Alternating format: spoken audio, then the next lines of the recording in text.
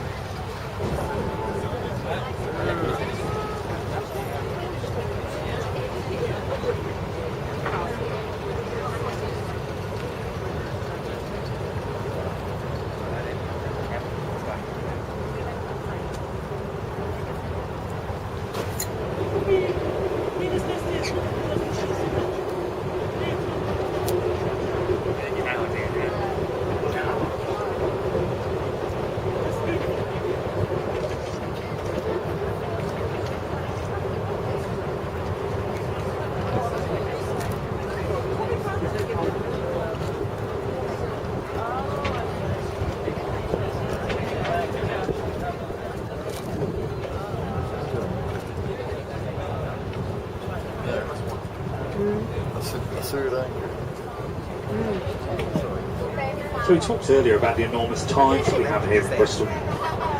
We came in on a very small tide, a 6.8 metre tide.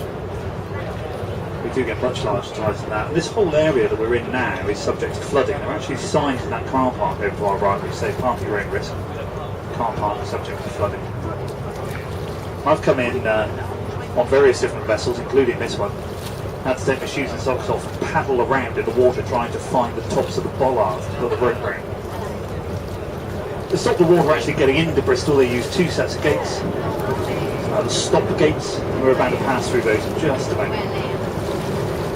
They're set back into the quay walls. The old set had a green lattice work on them. The new set are black with slanted timbers. The new set just cost us £1 million. It seems like an extremely good idea to have a spare set.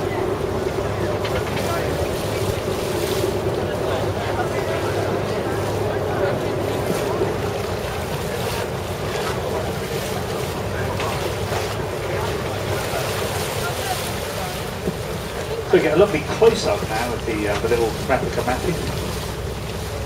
Lovely little thing.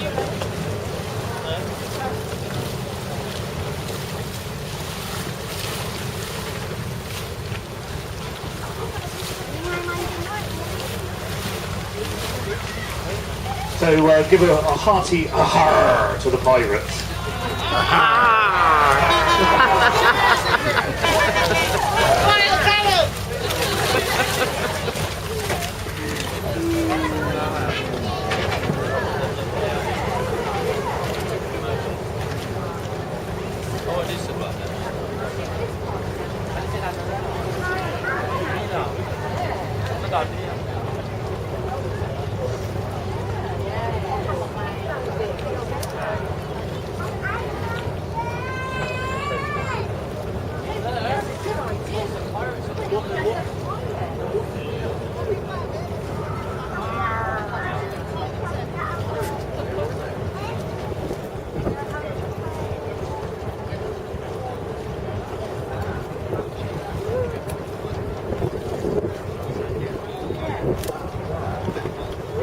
That square thing is the accumulator tower. That's where they used to pump the water up into to drive the machinery inside the underfloor yard. The square tower.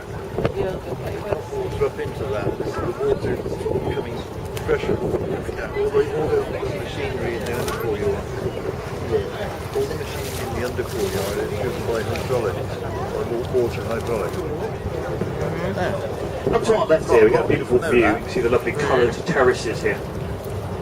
You can see the trees on top of the hill here, and this is the back of a beautiful garden called Goldeny Gardens. It's a beautiful estate which was owned by Thomas Goldeny, who was a very wealthy merchant. He also had a grocery shop on Bristol Bridge.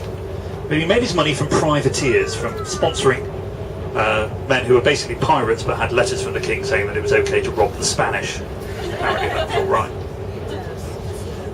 One of the chaps that Thomas Goldeny had working for him was a chap called Woodes Rogers, and he sailed from Bristol in 1708 with two vessels, the Duke and the Duchess, and went away robbing the Spanish very successfully. While he was away, he stopped at an island called Juan Fernandez, and on the island found a Scotsman called Alexandra Selkirk. Selkirk had been marooned there for 4.5 years, all by himself. And when Rogers and Selkirk came back to Bristol, Rogers wrote a book about it, called A Cruising Voyage Around the World.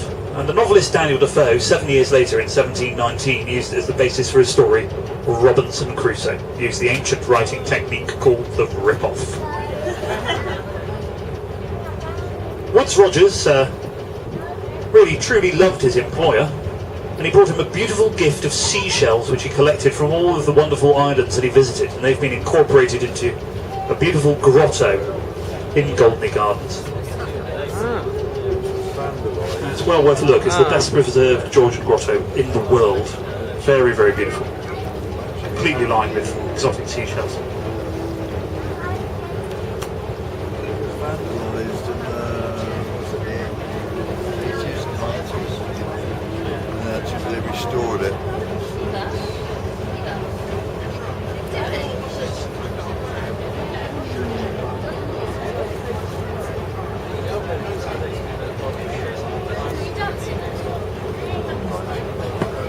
Got a beautiful view of our marina.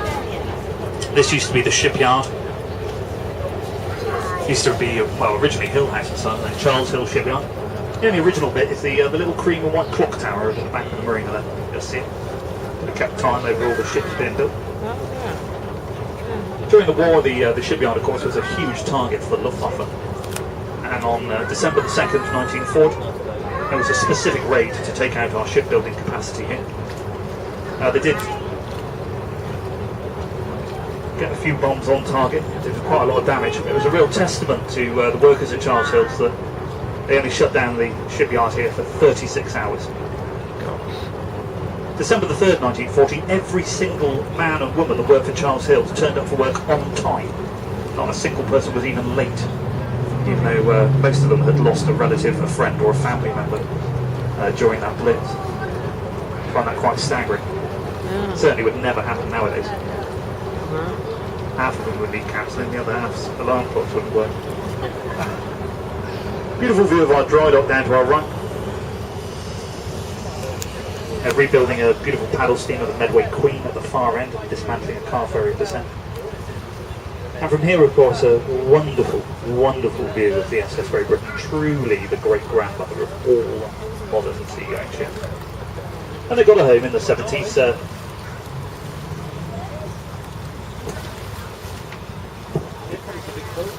They brought home in the 70s. They got anybody they could to help out with the project.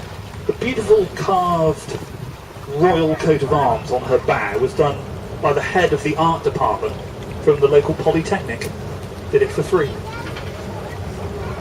That was very honourable, a very nice way of running things, but if it carried on like that, eventually she would have rusted away to nothing.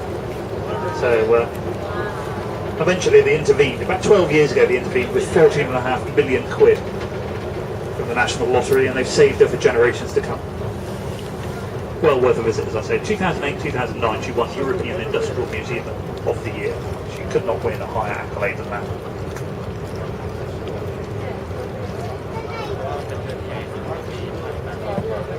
Yeah, another beautiful view of the Chieftain, which I'm sure I mentioned on our way out. It's a lovely little lifeboat on our port side. Give them a wave. It's one of my favourite boats in the harbour, and they're doing a bit of filming. In fact, they're filming some band on the front there, which is quite nice.